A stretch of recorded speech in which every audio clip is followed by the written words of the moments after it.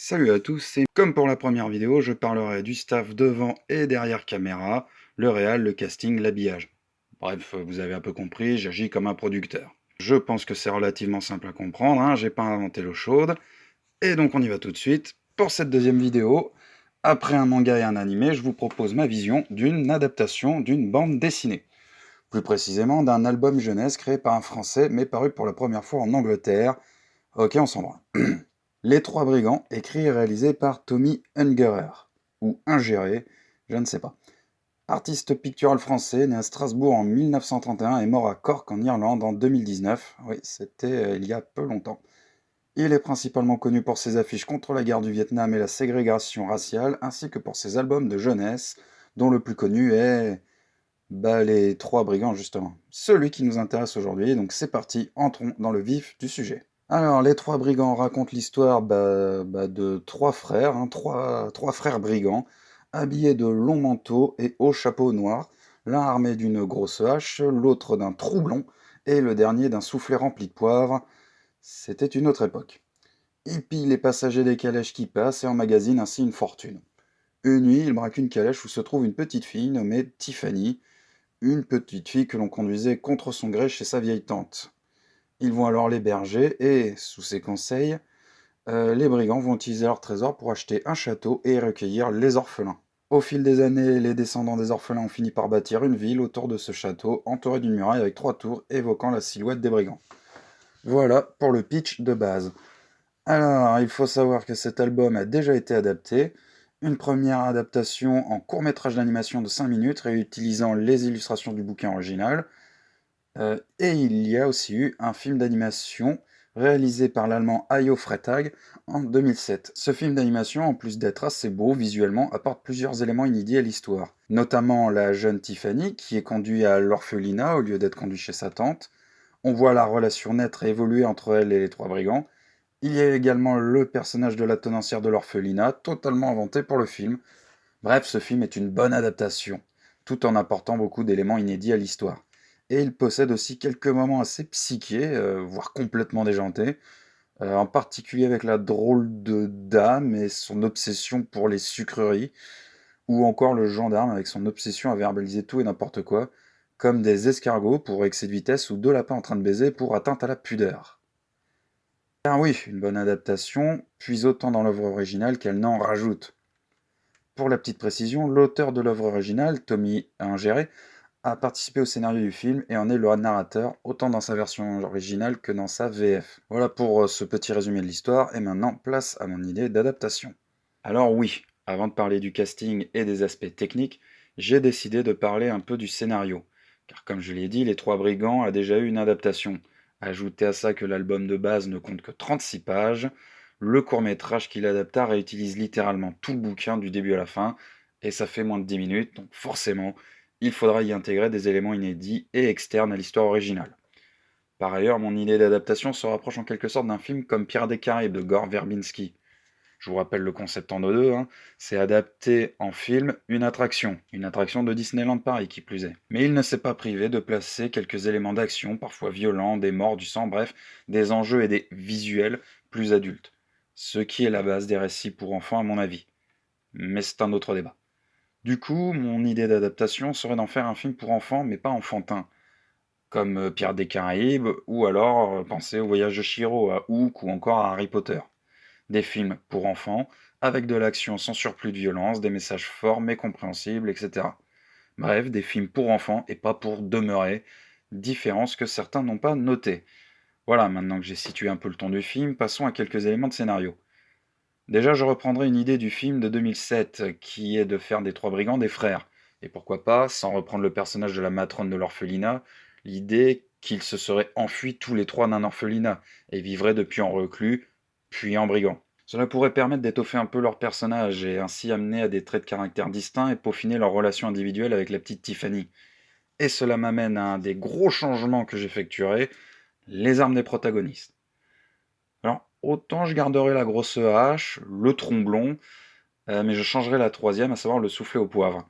Parce qu'on va pas le nier, c'est une arme assez ridicule. Dans la version originale ou même dans le film d'animation, à savoir dans les versions les plus fantaisistes et innocentes, Bon, là encore, ça passe, mais pour un film qui, même en gardant la notion de conte, se veut un peu plus réaliste, on ne peut décemment pas envisager qu'un des personnages possède cette arme. Et donc j'ai décidé de choisir une arme plus terre à terre. Et comme je suis un homme plein d'imagination, j'ai décidé de refiler à un des brigands une paire de flingues similaires. Pour ce qui est de l'histoire au niveau du script, voici un petit résumé que je développerai au fur et à mesure de la vidéo. Donc je reprends l'élément de base, à savoir qu'une jeune fille du nom de Tiffany, orpheline, est envoyée chez sa tante, ce qui ne l'enchante pas vraiment, et alors que sa calèche traverse les bois, elle est attaquée par les trois brigands qui sont assez déçus de ne rien avoir à voler dans cette calèche. Elle est persuade de l'emmener avec eux, en faisant croire que son père, un riche propriétaire terrien, paiera une rançon pour la délivrer. Il l'emmène alors avec eux. Les trois brigands sont trois frères, l'aîné armé de deux pistolets, le cadet un géant armé d'une grosse hache rouge et le benjamin armé d'un tromblon. L'histoire va suivre cette petite fille qui va petit à petit devenir amie avec les brigands. Pendant ce temps, le maire d'une ville voisine cherche à repérer et à capturer les brigands et en profiter pour retrouver la petite Tiffany. Voilà pour le résumé. On reviendra sur des points du scénario au fur et à mesure de la vidéo. En attendant, on va parler du staff derrière la caméra. Alors, c'est le moment de la vidéo où je dois vous avouer que ça a été un vrai casse-bite de préparer cette vidéo. La cause principale étant que dès le moment où j'ai commencé à chercher le staff derrière la caméra, et même le staff tout court en fait, je me suis retrouvé à galérer, à avoir plein d'idées, à être incapable de me décider sur qui choisir. Pour la réalisation par exemple, j'ai hésité entre trois réals possibles. Le premier étant Jean-Pierre Jeunet.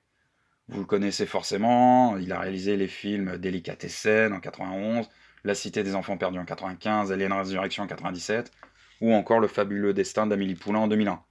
Jean-Pierre Jeunet, c'est un réalisateur avec des films très atypiques au niveau visuel, souvent qu'une photographie qui jongle entre le réel et la fantaisie la plus abstraite.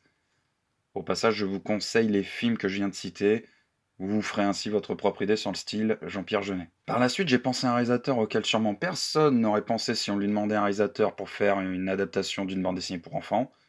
Mais j'ai songé à lui, une nouvelle fois pour son style de film, au niveau graphique notamment, c'est Rob Zombie. Vous le connaissez probablement pour son catalogue musical et ses chansons comme Dragula, Demon Knight Phenomenon, Super Beast, Never Gonna Stop, American Witch, etc. Bon, je vais m'arrêter là, sinon j'en ai encore pour un bon quart d'heure. Mais au niveau cinématographique, à l'appel, je peux citer La Maison des Mille Morts, The Devil's Reject, le remake d'Halloween et sa suite, et 31. Tous ces films ont déjà un point commun, à savoir un esthétique et une photographie assez stylisée, mais aussi des personnages très en couleur, à l'image du Capitaine Spaulding. Par ailleurs, Rob Zombie réussit à merveille à pousser les spectateurs à avoir de la sympathie pour certains personnages horribles, à l'image de la famille Spaulding dans The Devil's Reject ou encore Michael Myers dans Halloween. Et donc rendre un trio de voleurs sympathique, ça aurait été plutôt fun à voir.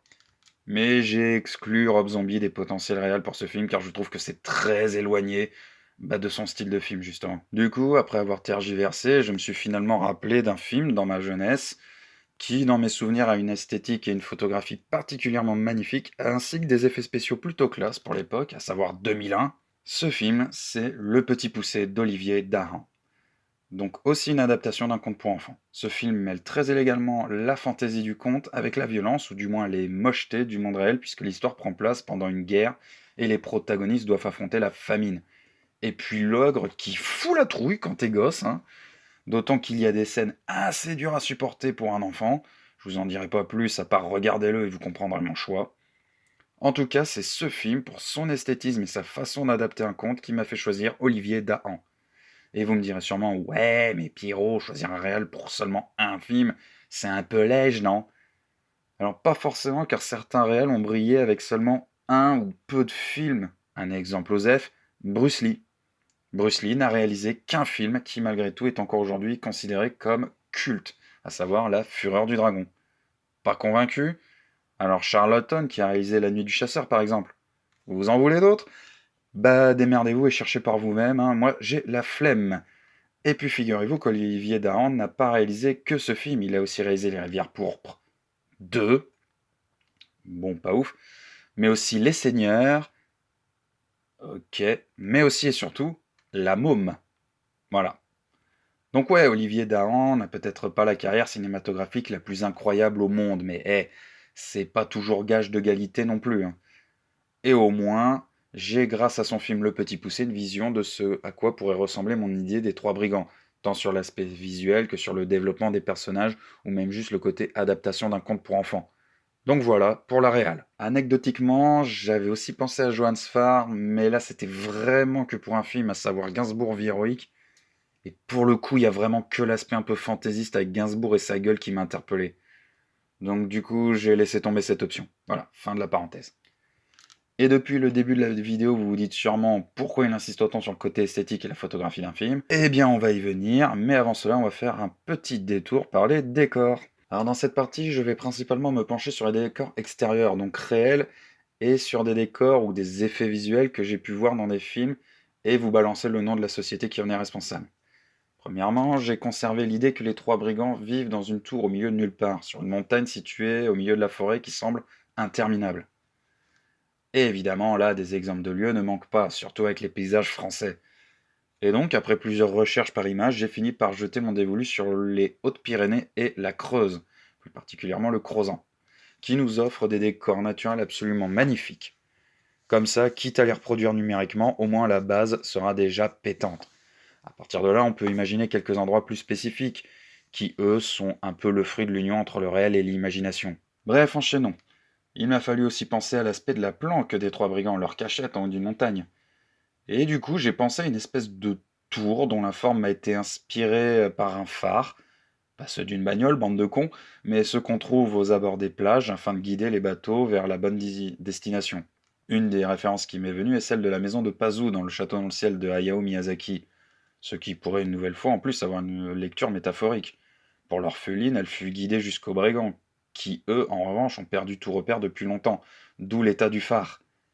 Allez, les cahiers du cinéma, je vous baise. Pardon. Pour l'intérieur, en revanche, j'ai opté pour une esthétique se rapprochant de celle du film d'animation de 2007, à savoir de grands espaces répartis comme les pièces d'une maison et possédant un éclairage, on va le dire, assez réaliste, voire abstrait. En revanche, j'ai quand même voulu y apporter une sorte d'aménagement, comme s'il s'agissait vraiment d'une maison, avec donc un mobilier et un bordel assez divers. Et là, la première inspiration que j'ai eue a été le château d'Aoru dans le château ambulant, toujours de Hayao Miyazaki, avec ses grandes pièces qui semblent réduites de moitié à cause de tout ce qui est accumulé au fil des années, sans qu'il y ait vraiment de soins apportés au rangement. J'ai aussi accessoirement pensé à la cabine du capitaine Crochet dans Hook de Steven Spielberg.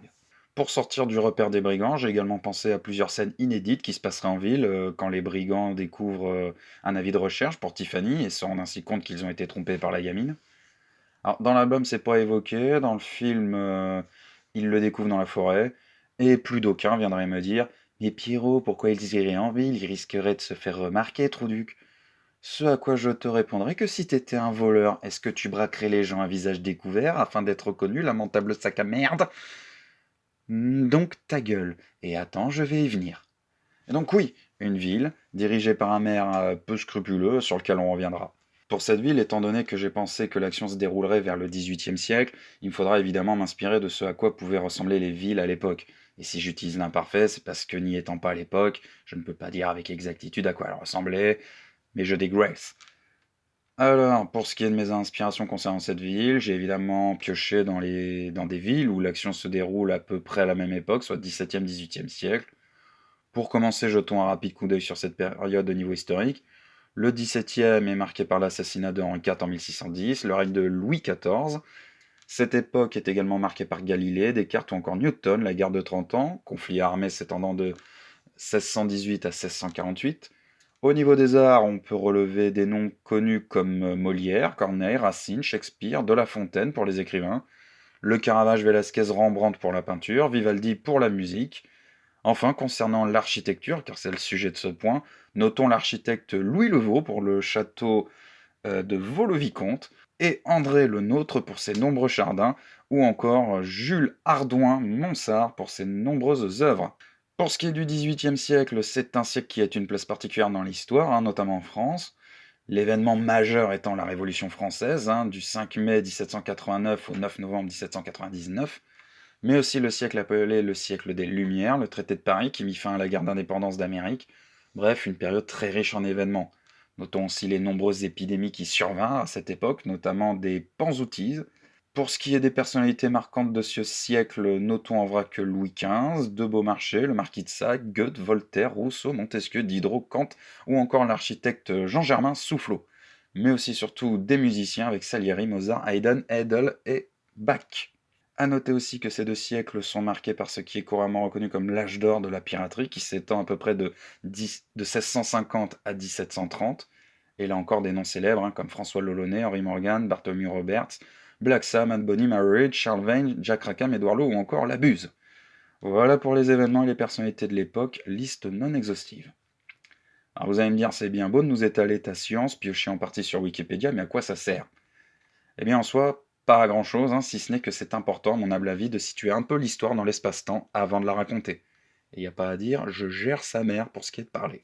Bref, mon histoire se situant plutôt au XVIIIe siècle, c'est un siècle plein de troubles, que ce soit en France ou au niveau mondial, soit un contexte parfait pour des voleurs de vivre de leur larcin. Mais c'est également une période où la création et la réflexion s'élèvent. Ouais, l'inverse d'aujourd'hui, c'est vrai, mais bon, au moins, on ne risque pas de faire face à de grandes épidémies, ou alors nos élites seront les gérer mieux que ça. Pour revenir à l'architecture de la ville, nommée plus avant, je pense à une architecture, à un style, disons, qui se rapproche des peintures de l'époque ou encore de la vision un peu fantasmée qu'on peut en avoir aujourd'hui au travers d'œuvres de fiction, principalement cinématographiques. Je pense par exemple à Paris, dépeinte dans Les Misérables de Victor Hugo, adaptée à de nombreuses reprises sur grand écran. Pour citer quelques films se déroulant à la même époque, on peut relever Le Bossu d'André Nebel en 1959, celui de Philippe de Broca en 1997, Lagardère d'Henri Hellman en 2003, Le Pacte des loups de Christophe Gans en 2001, Pierre Descartes de Verbinski en 2003, Cartouche de Philippe de Broca à nouveau en 1962, Farinelli de Gérard Corbiot en 1994, Amadeus de Milos Forman en 1984, Marie-Antoinette de Sofia Coppola en 2006. Tout ça pour dire qu'il y a matière à s'inspirer pour certains aspects esthétiques du film, pas qu'au niveau des décors, mais aussi de l'apparence des personnages, point sur lequel je reviendrai plus tard.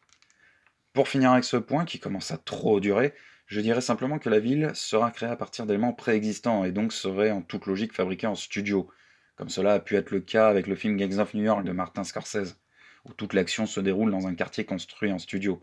C'est donc pour moi l'occasion de vous parler de Dante Ferretti, chef décorateur italien qui s'est occupé des décors de ce film, mais pas que, puisqu'il a aussi supervisé des décors de films comme Sweeney Todd de Tim Burton, Salo ou Les 120 journées de Sodome de Pasolini, Le nom de la rose de Jean-Jacques Hano, Le temps de l'innocence de Martin Scorsese, ou encore Shutter Island, toujours de ce bon vieux Scorsese. Et l'un des points communs de ces films, c'est d'être pourvu de décors au pire corrects et beaux, au mieux juste incroyables et magnifiques. Je vous cite également Marc Caro, connu pour son travail sur des films comme Délicatessen, La Cité des Enfants Perdus ou encore Vidocq de Pitoff, Hunter the Void de Gaspard Noé. Et enfin, pour conclure cette partie sur les décors, je citerai également MacGuff, une entreprise d'animation 3D et d'effets visuels qui ont notamment taffé sur les films comme La haine de Mathieu Kassovitz, Doberman de Jeanne Couen, Vidocq, Danny the Dog de Louis Leterrier, Tekken 2 et 3 d'Olivier Mégaton et plein d'autres. À présent, un petit mot sur la musique. Alors je vous avoue que là, ça a été la galère absolue, je n'avais aucune idée de musique pour ce film. Notez d'ailleurs que contrairement à mon idée d'adaptation de Samoa Champloo, là la musique n'a pas de réelle importance. Elle serait vraiment un élément du décor dans le sens où elle sera dans le fond, pour accompagner l'action et la narration. Alors après avoir réfléchi et revu plusieurs films, je me suis dit, vu que c'est un film se déroulant à une époque précise, pourquoi ne pas réutiliser des musiques parues à l'époque, qui, en plus, parleront à tout le monde et seront faciles à intégrer au récit. En partant de cette optique, j'ai donc écouté plusieurs heures de musique d'artistes de l'époque afin de faire mes choix. Et comment vous dire que ça n'a abouti à rien. Et oui, je ne suis pas parvenu à faire un choix dans les musiques que j'ai écoutées, à une exception près, le morceau Il giorno onomastico en do majeur de Salieri, la deuxième partie intitulée Larghetto. En écoutant ce morceau, je me suis mis à imaginer une scène où la petite Tiffany, à la suite de sa première nuit chez les brigands, se réveille au petit matin, explore la planque de ses ravisseurs et monte notamment au sommet de la tour. Elle y entrevoit le paysage alors que le soleil se lève et contemple ainsi un magnifique paysage, ce qui la conforte dans son idée de rester avec les trois brigands. Voilà, c'est la seule musique qui m'a inspiré quelque chose. Et d'ailleurs, cette scène est également présente dans le film d'animation de 2007. Pour le reste, eh bien, le néant.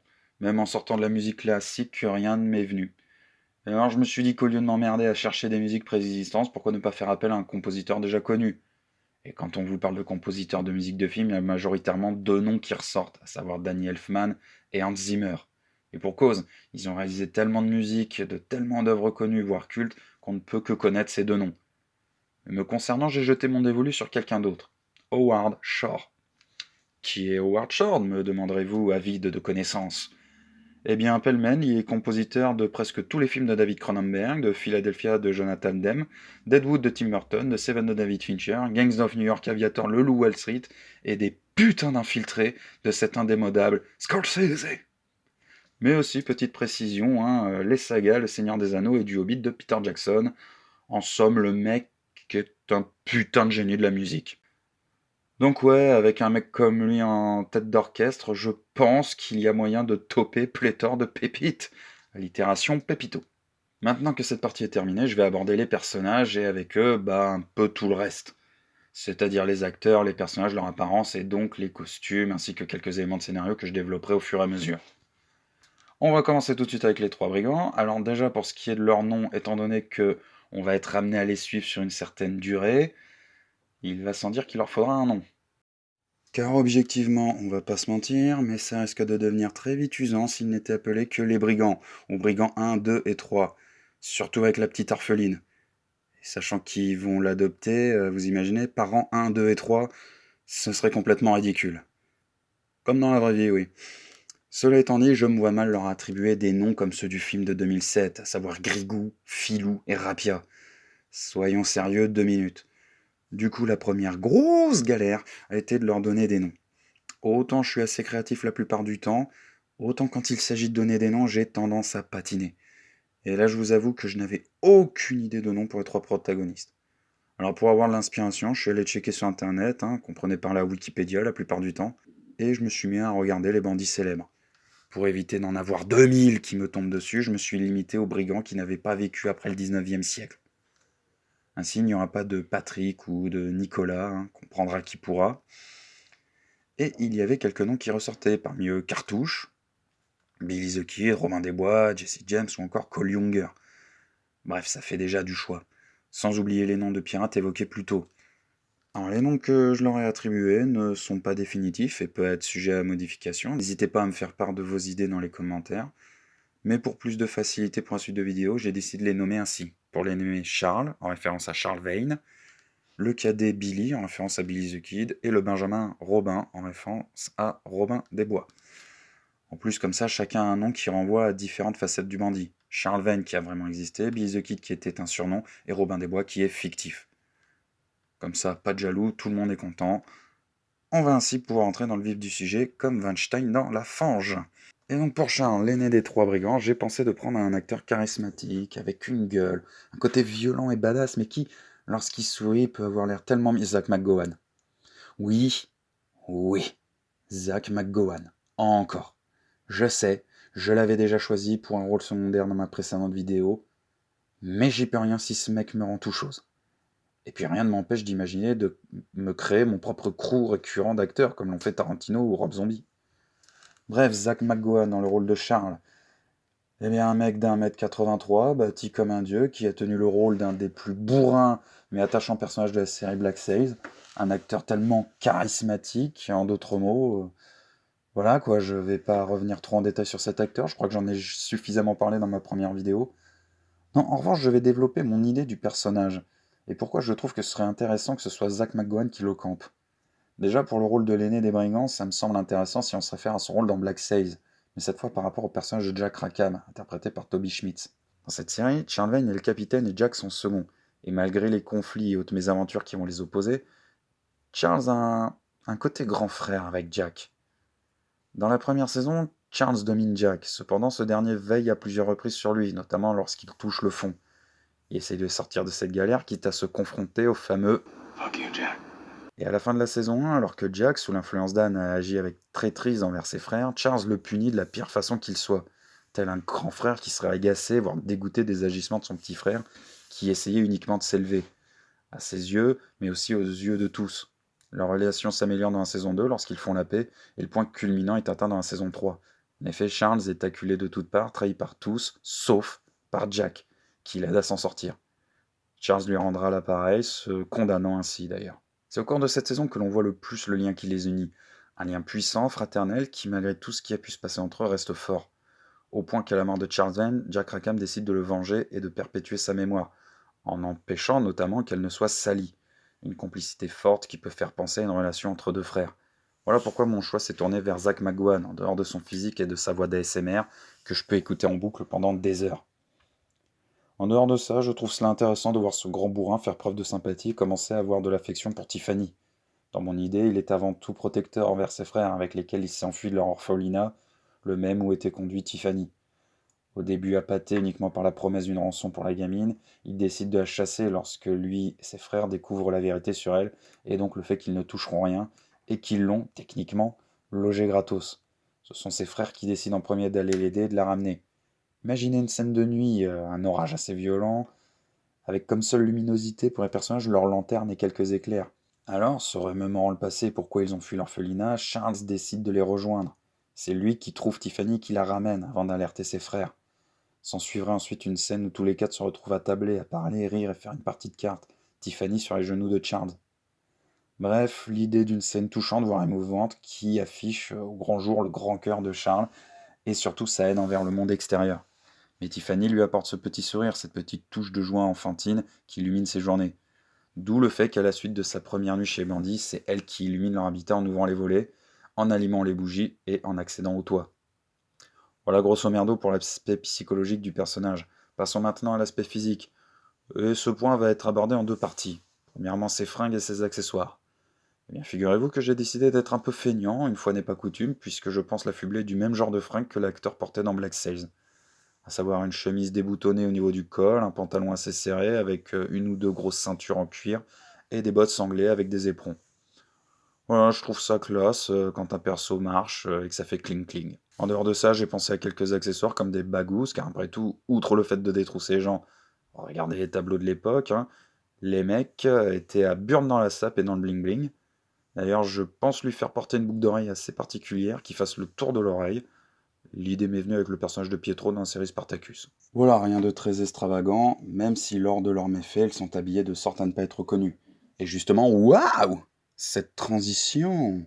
Pour ce qui est des habits de voleurs, des brigands, comprenez par là leur tenue quand ils sortent attaquer des diligences, dans l'histoire originale, ils sont vêtus de longs manteaux noirs et de hauts chapeaux noirs également, le tout ne laissant entrevoir que leurs yeux. Eh bien, du haut de mon génie créatif, je me suis permis d'émettre une idée de changer ce look. Alors je garde le long manteau noir, ça va de soi, avec un haut col refermable. Mais pour le haut, j'ai opté pour une idée qui se rapproche des costumes de l'étrange secte que l'on voit dans les films Eyes Wide Shut de Stanley Kubrick. À savoir de longs manteaux noirs à capuche, le visage recouvert d'un masque de style vénitien. Ainsi, en suivant cette idée, chaque frère en aurait un différent, et de couleurs différentes surtout. Et là, je reprendrai comme ça un aspect visuel du film d'animation, qui est que chaque frère possède une couleur de barbe et de cheveux différente. En retranscrivant cela à mon idée d'adaptation, cela donnerait rouge-bordeaux pour Charles, bleu pour Billy et jaune pour Robin. Et justement, en parlant des frères, pour Billy, comme je l'ai dit avant, j'ai pensé à un géant. Vous savez, un peu comme dans ces histoires un peu connes, genre dans les dessins animés où le petit frère est un géant comparé à ses frères, et même comparé au commun des mortels. Bon, là c'est pas le petit frère, c'est le deuxième, mais vous avez saisi l'idée. Et donc pour ce rôle, j'ai pensé à un type qui à la base n'est pas un acteur, à savoir Hafthor Julius Björnsson. Alors ce mec, ou plutôt ce monstre, est principalement connu pour être un sportif islandais spécialiste du sport de force. Vous pouvez voir à l'écran la liste de ses records actuels. Mais il a également joué à l'écran. Et là, je vais avoir du mal à le juger pour son travail d'acteur, car il a joué dans Kickboxer l'héritage, sorti en 2018, que je n'ai pas vu, mais aussi et surtout dans la série Game of Thrones, où il campe le rôle de la montagne, série que je n'ai pas vue non plus parce que j'ai décroché dès le deuxième épisode. Et je connais déjà l'histoire. Et je m'en branle. Et j'en ai rien à foutre. L'intérêt de ce personnage, c'est d'en faire le gros bœuf des trois brigands, une sorte d'André le géant. Pour ceux qui ne connaissent pas André le géant, voici deux vidéos vers lesquelles vous pouvez aller afin de vous instruire. Mais en gros, c'est un catcheur français, mondialement connu pour sa taille, son poids et sa gentillesse. Bon, cela dit, c'était quand même un monstre à l'échelle humaine. Mais, comme je l'ai dit, qui pouvait avoir le cœur sur la main et avait une gentillesse aussi grosse que lui. C'est ça l'idée du personnage de Billy. Un monstre fait de guimauve ou de chocolat moelleux. Il sera celui qui jouera le plus facilement avec la petite Tiffany. C'est lui qui décidera en premier lieu d'aller la secourir dans les bois après que Charles lui ait demandé de foutre le camp, et il sera épaulé par le petit frère Robin. En dehors de ça, il paraît évident que c'est lui qui possédera la grosse hache rouge, car tant qu'à avoir l'air bourrin, autant aller jusqu'au bout. Pour ce qui est de son look, eh ben, j'ai opté ma foi pour une tenue relativement simple, une chemise blanche aux manches courtes, un pantalon noir rentré dans de grosses bottes en cuir noir, un peu à la manière de l'ogre dans Le Petit Poucet. Et enfin, pour le Benjamin des trois frères, Billy, je vous avoue que le choix a été un peu plus corsé. Il me fallait un acteur relativement jeune, ou en tout cas qui faisait jeune à côté des autres, mais aussi un acteur belle gueule pour qu'il soit vraiment le petit gentil mignon du trio. Et là, il y a eu trois acteurs qui se sont bousculés dans ma tête, à savoir Zac Efron, principalement connu pour High School Musical, un acteur pour lequel j'ai une étrange sympathie, voire un peu de tendresse, je ne sais pas bien pourquoi. Le second est Léo Legrand, acteur français pratiquement inconnu, mais qui vous dit peut-être quelque chose si vous avez vu ce film sorti en 2008, Les Enfants de Timpleback, lui aussi adapté d'un roman, avec l'acteur Gérard Depardieu et l'actrice Adèle Exarchopoulos, entre autres. Enfin, j'ai pensé à Thomas Dekker, connu notamment pour ses rôles dans le remake des Griffes de la Nuit, sorti en 2010, ou encore Kaboom, sorti la même année. Au passage, mater ce film, il est indescriptible. Bref, ces trois acteurs ont une gueule toute mignonne, beau garçon, bref, le genre de mec que je recherche pour ce rôle. Et j'ai finalement jeté mon dévolu sur Léo Legrand. Pour une raison si simple qu'étonnante et difficile à défendre, je trouve que des trois, c'est celui qui ressemble le plus à Zach McGowan. Et pour lui, j'ai décidé d'opter pour une tenue quelque peu similaire, ou du moins inspirée par Gangs of New York, et en particulier le personnage d'Amsterdam, interprété par Leonardo DiCaprio, à savoir une chemise grisâtre surmontée d'un gilet sans manches en tissu marron, un pantalon à boutons bleus, et lui aussi une paire de bottes, un peu plus standard que ses frères, car oui, j'aime les bottes. Enfin pour le visage, une petite barbe de 3 jours et des cheveux mi-longs coiffés d'une natte tombante. Bref, un beau jeune homme, quoi. Pour ce qui est de son tromblon, j'ai décidé d'utiliser un tromblon similaire à ceux de l'époque, sans grande modification, si ce n'est des lanières en cuir autour du manche, parce que j'aime les petits détails. Bon, je vais pas revenir plus que ça sur son caractère, je pense que vous avez compris c'était quoi l'idée derrière le personnage. En revanche, je compte appuyer le fait que c'est de lui que vient le souvenir de l'orphelinat à Charles qui le poussera à retrouver Tiffany. Vous savez, ce genre de plan où un personnage se retourne et balance une phrase à un protagoniste qui doit le pousser à se remémorer quelque chose, souvent un contre-cœur, mais aussi faire comprendre à son frère que si lui a pu vivre dans l'orphelinat sans trop de soucis, c'est uniquement parce qu'il avait ses deux frères pour veiller sur lui, contrairement à la petite Tiffany qui, elle, devra se débrouiller toute seule. En gros, c'est grâce à lui que le spectateur aura l'occasion d'en savoir un peu plus sur leur passé, de manière directe, à travers un flashback de Charles. À présent, le rôle de l'orpheline, que l'on va continuer à appeler Tiffany, parce que si trouver des noms peut être chiant, là au moins, on a l'avantage d'avoir un nom tout trouvé, puisqu'il a toujours été le même depuis l'album de jeunesse. Et là, je suis dans le regret de vous annoncer que je suis dans une impasse, car il faut une actrice qui soit encore une enfant. Car Tiffany est une gamine qui n'a pas plus de 10 ans, voire 8. Et c'est assez dur de trouver des enfants acteurs dans l'actualité. Je veux dire de tête là, vous avez des noms, des idées d'enfants vus dans des films autres que la sextape de Polanski? Voilà, c'est pas évident. Donc si jamais vous avez une piste, hein, n'hésitez pas à me la donner dans les commentaires. En revanche, cela n'est pas trop difficile à dépeindre le personnage. Une enfant innocente, assez intelligente pour se sortir d'une situation qu'elle n'apprécie guère, le tout en conservant cette incrédulité et cette joie de vivre enfantine qui s'avérera utile pour déstabiliser le personnage de Charles, exposé depuis son enfance à la dure réalité de la vie. Ceci pourrait être souligné par le fait que le pays traverse une période rude, faite de crises et de guerres. C'est d'ailleurs cet élément qui fera prendre conscience aux brigands que les enfants ne doivent pas être les victimes de leur époque et qui, à la fin, les incitera à acheter l'orphelinat afin d'y recueillir, d'y élever et d'y protéger les jeunes enfants, ne manquant pas de ressources grâce à leur amas de richesses volées. Pour revenir au personnage de Tiffany, j'avais une piste, à savoir le personnage de Lucie, interprété par Ilona Bachelier dans Les Enfants de Timpleback. Si vous avez vu le film, vous avez une idée du truc, bien que le personnage de Lucie soit un peu plus âgé, je dirais même mature que le personnage de Tiffany, dans mon idée en tout cas. Pour ce qui est du look du personnage, eh bien on va rester assez proche du film, encore une fois, à savoir une petite enfant blonde habillée d'une petite robe et de petites bottines. Je garderai aussi l'idée de sa peluche, hein, qu'elle garde en toutes circonstances, mais là c'est plus en rapport avec le personnage de Sophie dans Les Malheurs de Sophie. À savoir que cette dernière garde sa poupée en permanence avec elle, car c'est un souvenir de sa mère, disparue lors d'une tempête en mer. Cette poupée est d'un grand réconfort pour l'enfant, en particulier lorsqu'elle se retrouve sous la garde unique de sa belle-mère, qui lui fait vivre un enfer, notamment en l'humiliant, la battant.